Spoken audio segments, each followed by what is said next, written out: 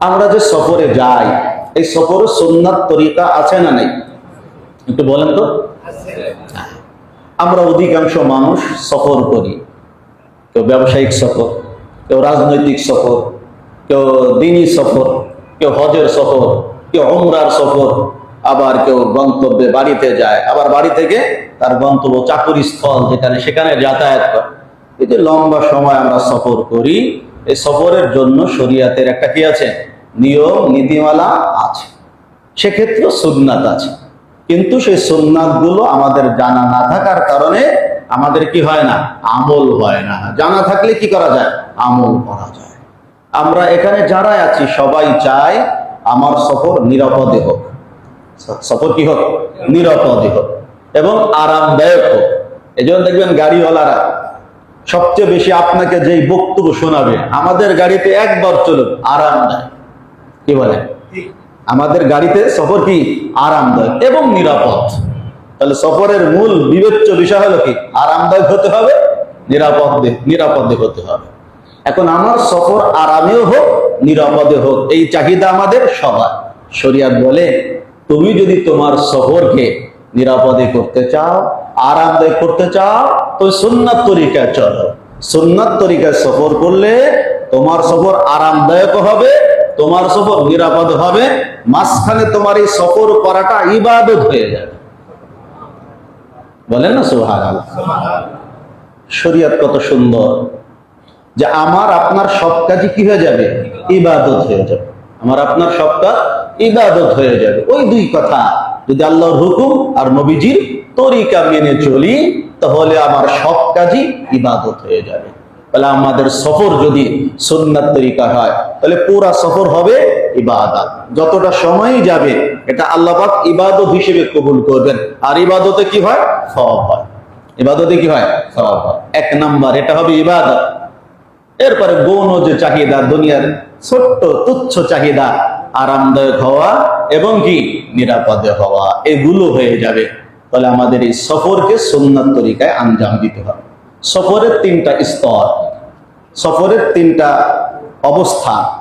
এক হলো সফরের আগে, এক হলো সফর চলাকালীন সময়, এক হলো সফর থেকে কি ফেরার সময়, প্রত্যাবর্তনের সময়।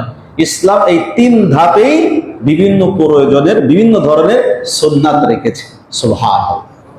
এখন আমাদের সেগুলো সংক্ষিপ্তভাবে জানতে হবে। আলোচনা অনেক লম্বা, একদিনই সব বলা যাবে না, তারপরে সংক্ষিপ্ত কিছু বলবো ইনশাআল্লাহ।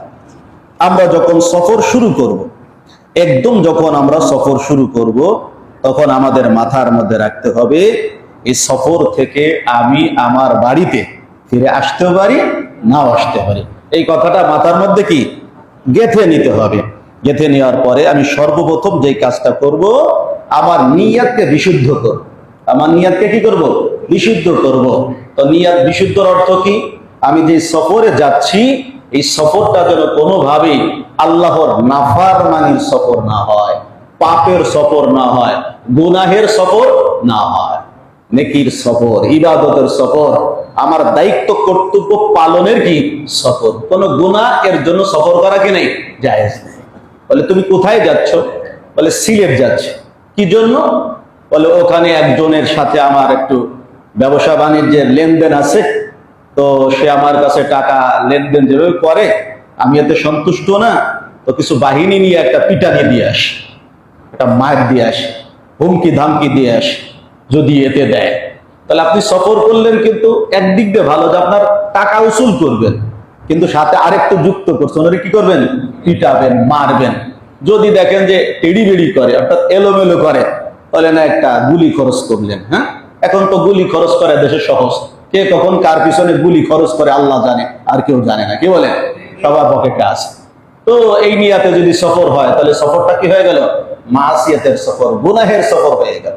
আর একজন যাচ্ছে চট্টগ্রামে, তাহলে ওখানে যাও কেন, দেখি কোন রকম কক্সবাজার ঘুরে আসি, আর ওখান থেকে যদি কিছু বড়ি টড়ি নিয়ে আসা যায়, বড়ি বুঝছেন তো, ইয়াবা, এক চালান নিয়ে আসতে পারলে আমাকে আর পাই কে।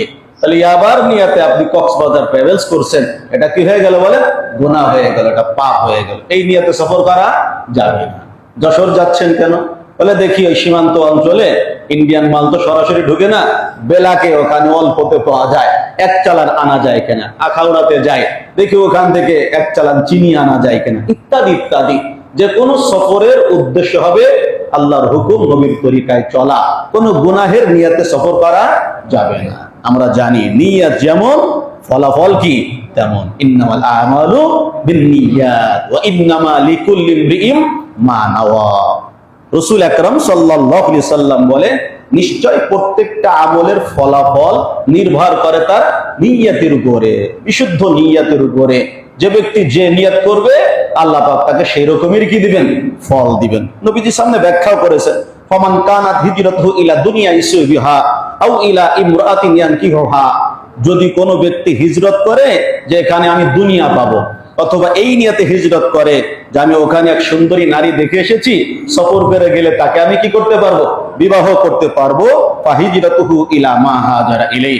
নবীজি বলেন তারে হিজরত করা, তারে সফর করা, তারে ভ্রমণ করা ওই উদ্দেশ্যেই হবে যে জন্য সে রওনা দিয়েছে। দুনিয়া পাওয়া তো দুনিয়ায় পাবে, বিয়ে করা তো বউই পাবে, আর এখানে আর কিছু কি পাবে না। তাহলে নিয়তটা বড় দামি জিনিস। তাহলে আমরা যখনই কোনো সফর করব, সফরের মাকসাদ উদ্দেশ্য হবে আল্লাহকে সন্তুষ্ট করা, ভালো কাজের সফর, মন্দ কোনো কাজের, গুনাহের কোনো কাজের সফর কি করব না। 2 নম্বর, আমি যখন সফরে রওনা হব আল্লাহ রাব্বুল আলামিনের কাছে সমস্ত গুনাহ থেকে মাপ চেয়েই এরপরে সফরে রওনা হব। এখন আপনি যাবেন কোথাও, জুমার পরে আপনি ঢাকা ছেড়ে যাবেন, যে কোনো দূর শহরে, বরিশাল যাবেন, চট্টগ্রাম যাবেন, রাজশাহীতে যাবেন, পঞ্চগড় যাবেন, দূরে যাবেন, যেটা মুসাফিরের আওতায় পড়ে। তখন আপনি সফরে রওনা হওয়ার আগে আগে কি করবেন, আল্লাহর কাছে সমস্ত গুনাহ থেকে মাপ চাইবেন। পাশাপাশি যদি কোনো ব্যক্তির উপরে জুলুম করে থাকেন, এখান থেকে রওনা হওয়ার আগে ওই মাজলুমের কাছে মাপ চেয়ে রওনা হবে। আপনি যাবেন এটা আপনার ইখতিয়ারে, ফিরবেন এটা আপনার ইখতিয়ারে না।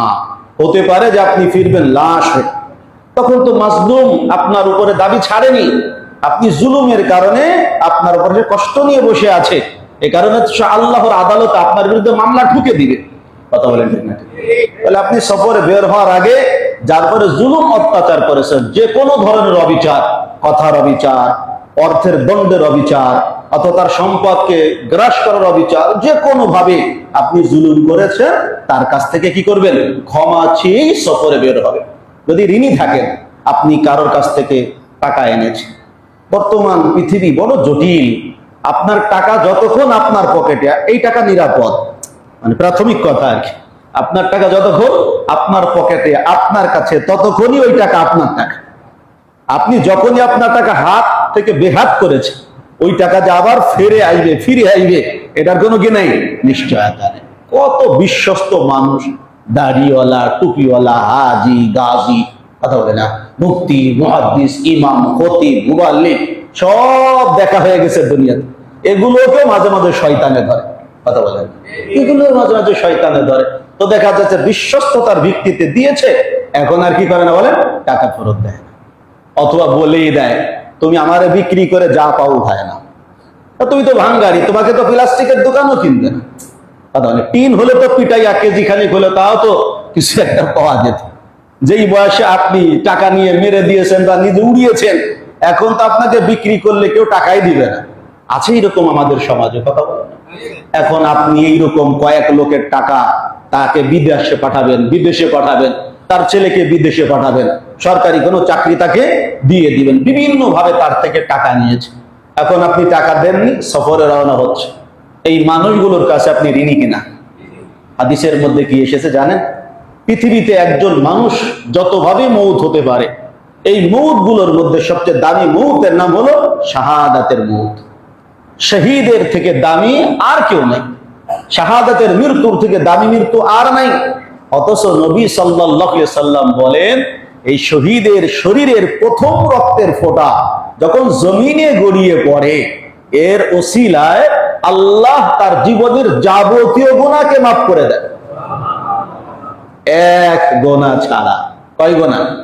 এক গোনা ছাড়া, এক প্রকার গোনা ছাড়া। বলে সেই গোনার নাম হলো ঋণের গোনা। কিসের গোনা? সে কিন্তু আল্লাহ রাস্তায় শহীদ হয়ে গেছে, কিন্তু শহীদ হওয়ার আগে, সফরে বের হওয়ার আগে কারোর থেকে টাকা ঋণ নিয়েছে, কিন্তু তাকে আদায় করেনি।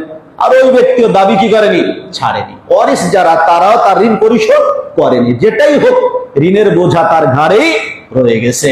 নবীজি বলেন মরণটা তো দামি, কিন্তু অপরাধ একটা রয়ে গেছে এমন, যেটা আল্লাহ মাফ করার ক্ষমতা নিজের কাছে রাখেননি। এটা যে ব্যক্তি ঋণ দিয়েছে, পাওনাদার, আল্লাহ পাক তার জিম্মায় দিয়েছেন, সে মাফ না করা পর্যন্ত শহীদও আল্লাহর কাছে মাফ পাবে না।